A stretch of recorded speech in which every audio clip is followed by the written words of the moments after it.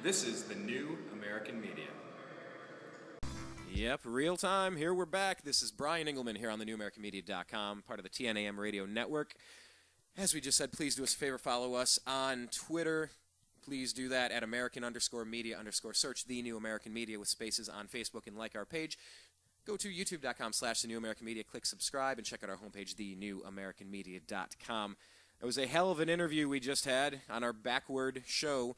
We normally have sports first and then agree to disagree second, but since John B. Wells had his 50th remembrance event down in Dallas with the John F. Kennedy event with Alex Jones and Ty Bollinger and a couple of other people, we had to flip-flop our guests today. But that's the beauty of internet radio. We get to flip-flop. We're very quick.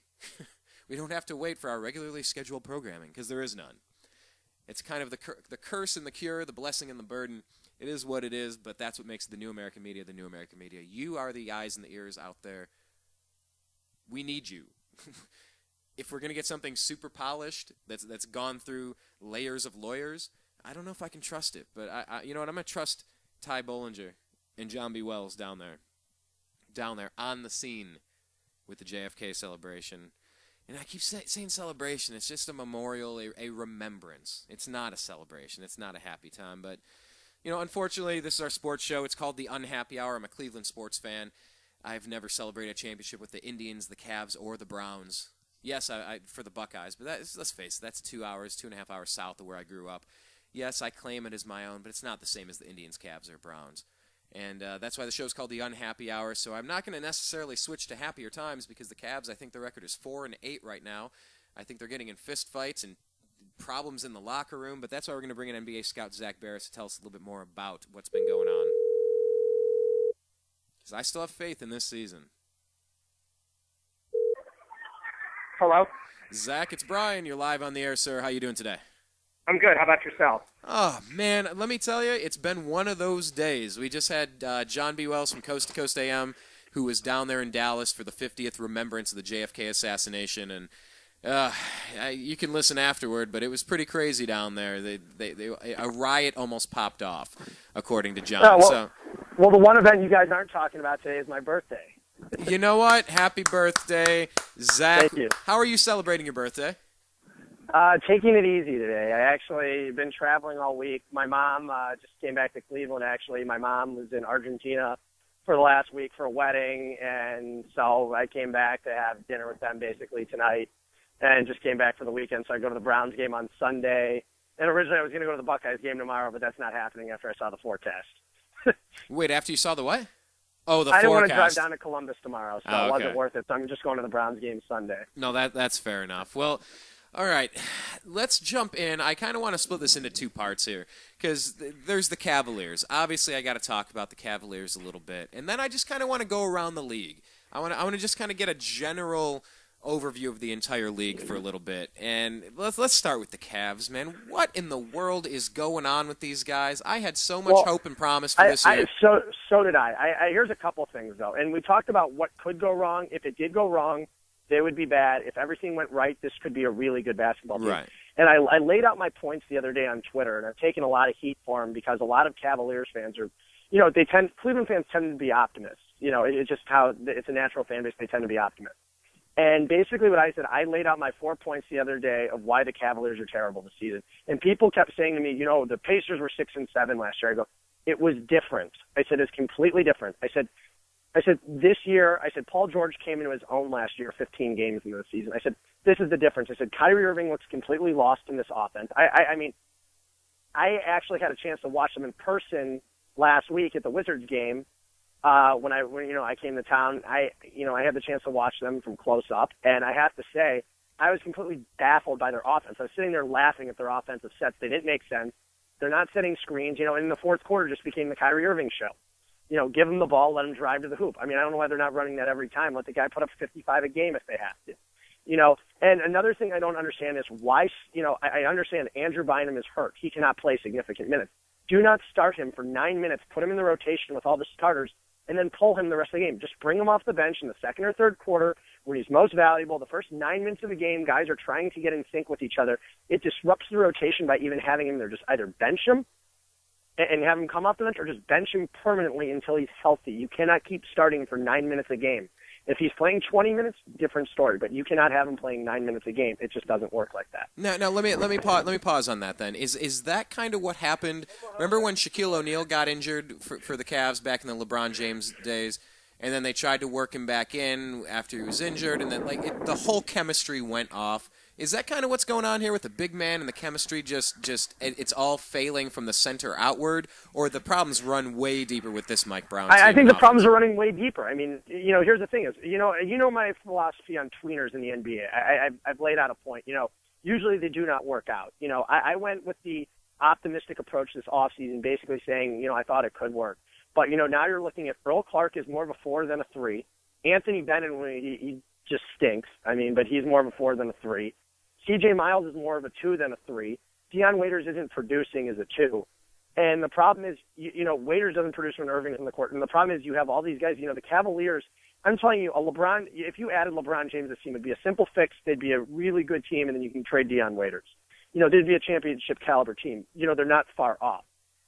But their pieces just don't fit together. Deion Waiters and Kyrie Irving are not a fit. They just aren't. It's just how it is. I'm going to say it like that. It's not. I don't think it's going to get much better between. But you're not going to go deeper on that. You're not going to go deeper into the players only meetings and why. No, I'm not going to get into that because it's not my place. I don't work for the Cavaliers. So I'm not going to get in there. I've heard things. I can only go so far in depth without getting other people in trouble. And from what I've heard, there is some. There's basically there's something going on. I'm just going to say there's something I'm not exactly wrong. Sure what it is. I have a feeling that I've heard from some people, but I can't go and sit here and elaborate on it because it's private information. So from what I've heard, I'm not saying I know the whole story because I'm not going to sit here and say I do. But from what I've heard, there was an incident. I don't exactly know what it was, but nor am I going to elaborate on it because I don't want to elaborate on something that's not true. That's fair. But now, the Cavaliers are a total mess right now. Their offense is non-existent. They don't run plays. They look like a team of fourth graders going out there being coached by a parent. Oh my God! Oh my God! This is like a fourth grade soccer team. Just everyone run for the ball. I mean, I don't know if you've had a chance to watch them, but that's what they look like. It looks like it's almost at the point where. I still remember in 4th, 5th grade, I'd be playing point guard on my little league team. This is our rec league team. This wasn't travel team at the time. This is just rec league. I'd bring up the ball, and I remember one kid I would never pass him the ball because the kid stunk. The kid came up and took the ball from my hands. He was on my own team. Tried to steal the ball from me. My own teammate. That's almost like what it's like watching the Cavaliers. Oh, man. And it's that frustrating when you're sitting there going, I don't know if you've been looking at my tweets, but I had those 4 tweets that I sent out. Or 5 tweets, yesterday at some point outlining the Cavaliers' failures this year and why I don't think they're going to improve with their current roster. I don't think it's possible.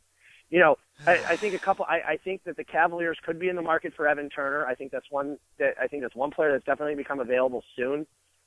And I think the Cavaliers have to take a serious look. If they really want to make a run at the playoffs, go ahead and do it because either you have three potential answers next year, and either 2 of them are home run. One of them is a definite home run. If you get LeBron James back in free agency, you hit the grand slam.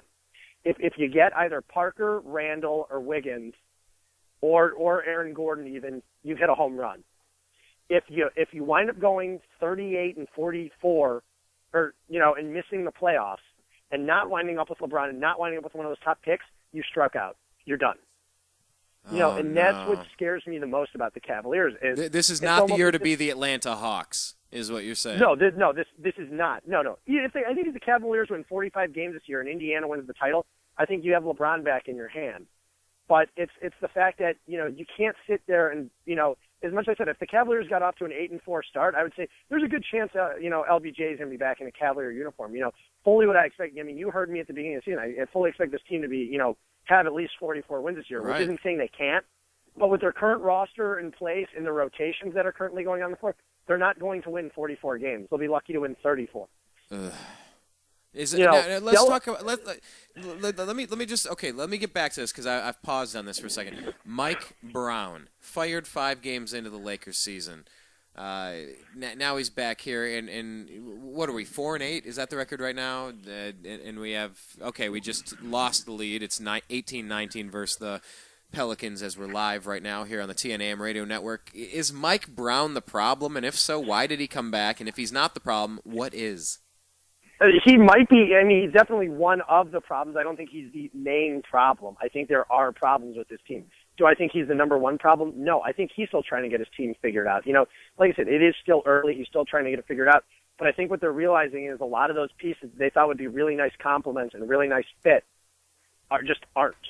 And I think I think Kyrie Irving just looks lost. Jeez. He looks truly lost out there. I've never seen this from him before. I don't know if it's he doesn't care. I don't know what the deal is, but something isn't right with him, and I don't know what it is. Well, let me ask you about Kyrie, because now I'm hearing, I'm getting some, my spidey senses are tingling. I'm hearing rumblings that Kyrie wants out of Cleveland. He might. He might want out of Cleveland, but it's not going to happen anytime soon, so I wouldn't worry about it. And, like I said, I fully expect Chris Grant is going to make a big-time move soon. He has to. If he wants to keep his job, he has to. Yeah, I think his job is one of the first on the line to go. Because if you look at the draft, this is a guy who, I like Tristan Thompson, but he's passed on some good. He passed on Kawhi Leonard. He passed on some good players. Especially in last year's draft. Taking Dion Waiters was a huge reach last year at 4. I remember last year when I still remember. I'll never forget when I tweeted when the Cavaliers selected him. I said this is a move that could potentially cripple the Cavaliers franchise, and now it's looking like it. There are times last year when Waiters looked like a star. But he's not. There are times last year when he did, but this year he looks terrible. He looks like the kid that's trying to take away Kyrie Irving, his elite status by trying to put it in his own. He just doesn't have it. He's a decent player when Irving's not on the floor, but when Irving's on the floor, he looks he looks lost too. So what player would you equate Dion Waiters to? Like a Michael Beasley? Like who? No, he's not on that level of Beasley because Beasley's so much more talented. There's the thing is Beasley is still one of the most talented players in the NBA. He just never had the work ethic. If you watched him, and I don't know if you ever saw him in high school, but the kid was a machine. And if you even watched him in college, the kid was a 20-10 guy every night in college. He was a great player in college. But, he's had so many off-the-court issues. His work ethic isn't there. He had busts written all over him because of that. Right. Dion Waiters has always had that. He's always had a problem, too, and it was the fact that, he always had a big ego. Yeah, and why was he coming off the bench with Jim Boeheim? Why was he off the bench with Syracuse? If he's such a great player, there were questions off. to be answered there. If the Cavaliers were willing to take a pick with such a high bust potential, might as well just gone after Andre Drummond. That's what I'm saying. If you're going to take a pick, if you're not going to go with the safe pick there because there were some safer picks, ahead of them, you might as well have just gone with Andre Drummond. And I can only imagine how much better this team would be right now with Kyrie Irving and Andre Drummond than it would be with Kyrie Irving and Dion Waiters. Well, let me ask about these other two players I had down here: Tristan Thompson and Anderson Varejao. What are we seeing out of them this season? Thompson's been inconsistent. He looks good for the most part. But, I just think it's the matter that they don't have the proper rotations on the offense isn't getting set. So it's hindering Tristan on the offensive end of the court. And Varejao's, his offensive game, I think he's averaging 6.5 points this year, isn't nearly what he was a year ago. Right. I think it's because it's being disrupted by Andrew Bynum. Either give Bynum serious minutes or just bench him or have him come off in the second or third quarter and give him 9 minutes and allow Varejao to start. You can't keep playing this rotation where the starting rotation is a starting rotation for a reason. Every guy's supposed to get about 28 minutes and more in the starting rotation. When you have a starter that's getting 9, the offense, you don't have a chance to get in sync with your players, and that's the problem. If it were me, I would not be starting Andrew Bynum right now. I'd be bringing him off the bench. It seemed to be working a little bit more earlier in the year when he was coming in playing, with the second unit, and then he'd come and play the second unit in the third quarter. That's how it works. So it's obviously not an efficient model what they're running right now, and it's not going to equate to success. I can tell you that right now. Whatever they're doing, it's not going to just get better by these guys improving overnight. A lot needs to change, and I think they need a couple players, on the roster to go. I think there needs to be a couple trades. Obviously, you're going to get pennies on the dollar for Dion Waiters' value, but I don't think you ever think you're going to get his full value. Last year, if you're ever going to get his full value, you would have traded him after the Clippers game. Or you would have traded him after when Kyrie Irving went down when he played well. That's a good point. I remember watching that Clippers game because it was one of the few. I don't have the season pass, and I got to watch it is my local team. I mean, he was lights out, lighting him up from three-point land. I mean, the guy looked good. I was really excited for it. But I don't know, man. I don't know what. In Anthony Bennett, you were saying maybe he needs some D-League time. Are we really going to send the number 1 pick down to the D-League? What like? Well, I mean, he's certainly not. I mean, he's costing the Cavaliers games. I mean, yeah. He was shooting air balls. He was getting booed at home. I consider Jan Vesely to be the worst player in the NBA. That's just me. I've considered him to be the worst player in the NBA for 2 years now, and Vesely was having a horrible game, just getting, I mean, he was all he was doing was he was fouling everyone. He stinks. Can't make a shot. As soon as Bennett comes in, Vesely looks like the number 6 overall pick in the draft 3 years ago. That was the difference. He looked like a top 5, top 6 pick when he was on Anthony Bennett. That's just how bad Anthony Bennett has been this season. I think Anthony Bennett right now, with the way he's played through the first 12 games, is the worst overall player in the NBA through 12 games. I don't think it's close. The guy's sitting there airballing threes. His shot selection's poor. I mean, what about the slug? Is he better than the slug? The slug's out of the league. Okay, well, I guess by attrition. Trust me, I would take Semi or Den right now over him. I mean, that's just how bad he's been. He's not contributing. Don't even bother playing him. He's costing your team games. Unless you're tanking for a lottery spot, go out and throw him out there 25 minutes a game. But he doesn't seem to be in proper conditioning. He doesn't seem to have done the proper conditioning. When I saw him at UNLV last year, when I scouted him, I honestly thought he would be a great player. That doesn't mean he won't be. But right now, he hasn't been put in the right situation to succeed, nor is he in shape to do so. Send him to the D-League. Let him get in shape. Let him get his confidence back in his shot selection and dominate inferior competition. That's what you want. That's what he did in college last year. It looks like he might be on the inferior competition. It looks like he might be on the Mike Brown training regimen. Yeah, he doesn't look like it. He's in NBA shape. I have a feeling they're going to try to whip him in shape, but I would completely bench him for the next 10 or so games, 15 games, give him a month. Don't even let the guy see a minute on the floor if you're not going to send him to the D-League. Let him get into shape. Let him go in there and have him, I understand he has asthma and sleep apnea, but, it's something I didn't do.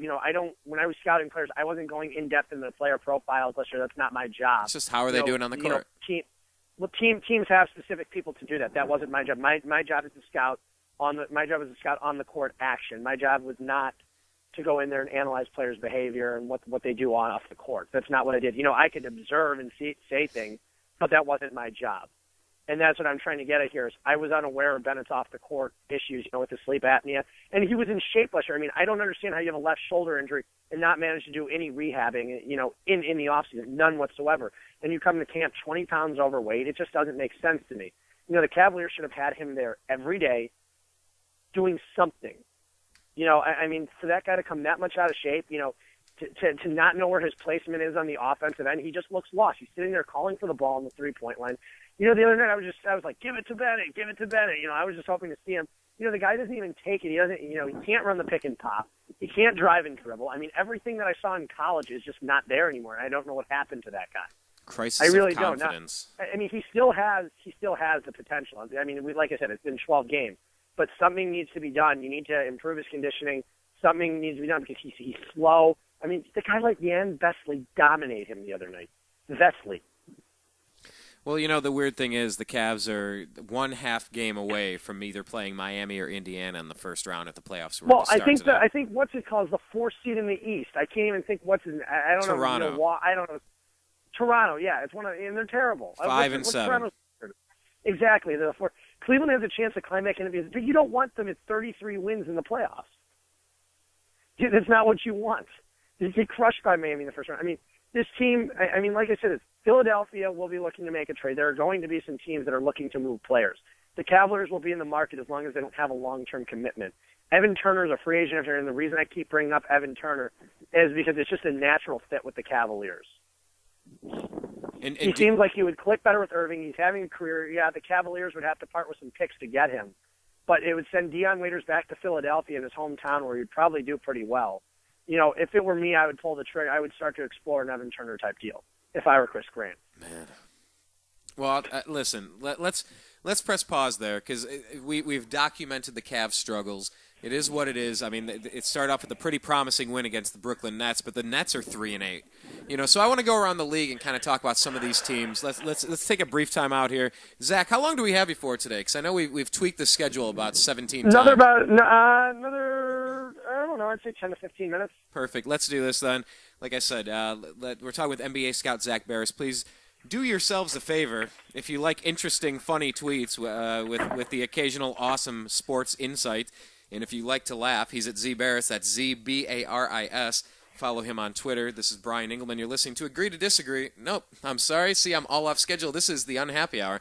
I'm all off schedule. It's one of those Fridays. Happy weekend. But, yeah, we're going to come back. Let's just talk some NBA. Let's go around the league and kind of talk about some storylines, what's developing, what we see playing out here a couple of weeks into the season. More with Zak Baris on the other side. You are listening to the New American Media.